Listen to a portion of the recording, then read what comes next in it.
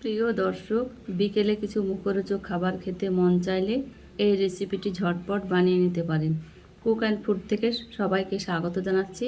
আশা করি যে যেখান থেকে ভিডিওটি দেখছেন সবাই ভালো আছেন ও সুস্থ আছেন।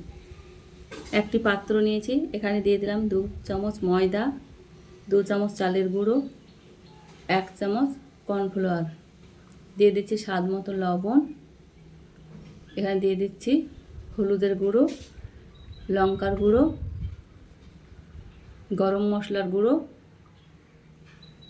ধনেপাতা কুচি, এখানে দিয়ে দিচ্ছি 1 প্যাকেট ম্যাগি মশলা। শুকনো উপকরণ ভালোভাবে মিশিয়ে নিচ্ছি। খুব ভালোভাবে মিশিয়ে নিতে হবে। এখানে অল্প অল্প জল দিয়ে ব্যাটার তৈরি করে নেব।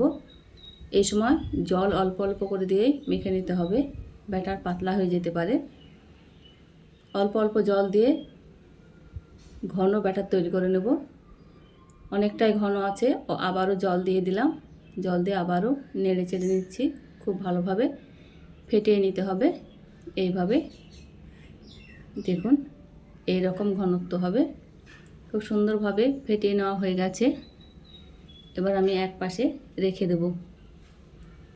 এই রেসিপিটি করার জন্য আমি এখানে একটি বড় সাইজের কলা ছিলে নিয়েছি। এবার চাকুর সাহায্যে ছোট ছোট পিস করে কেটে নেব।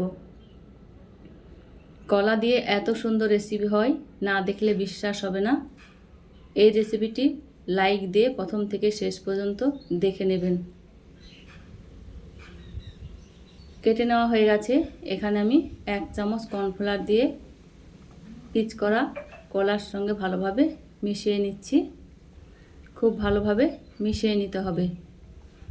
প্রতিটি কলার পিচের সঙ্গে ভালোভাবে মিশিয়ে নেওয়া হয়ে গেছে। আমি গ্যাসে কড়াই চাপিয়ে দিয়ে তেল দিয়ে দিলাম গরম হওয়ার জন্য। তেল গরম হয়ে গেছে। এদিকে কর্নফ্লাওয়ার মাখানো কলার পিস নিয়ে ব্যাটারে চুবিয়ে একে একে তেলে দিয়ে দিচ্ছি। আপনি যদি আমার চ্যানেলে নতুন হয়ে থাকেন, চ্যানেলটি সাবস্ক্রাইব করে নিতে পারেন। আপনি যদি কাজটি অলরেডি করে থাকেন, আপনাকে অসংখ্য ধন্যবাদ।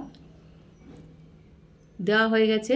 এবার আমি কাঁটা চামচের সাহায্যে আলতো হাতে নেড়ে চেড়ে উল্টে পাল্টিয়ে বাদামি কালার করে ভেজে নেব।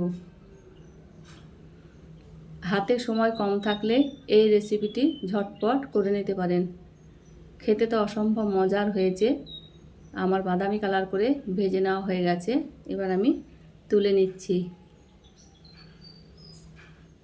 বাকিগুলো একই রকমভাবে ভেজে নেব। আমার চ্যানেলে নিত্য নতুন রেসিপি পেতে লাইক কমেন্ট করে পাশে থাকবেন। ভিডিওটি না টেনে পুরো ভিডিওটি দেখে নেবার অনুরোধ রইল।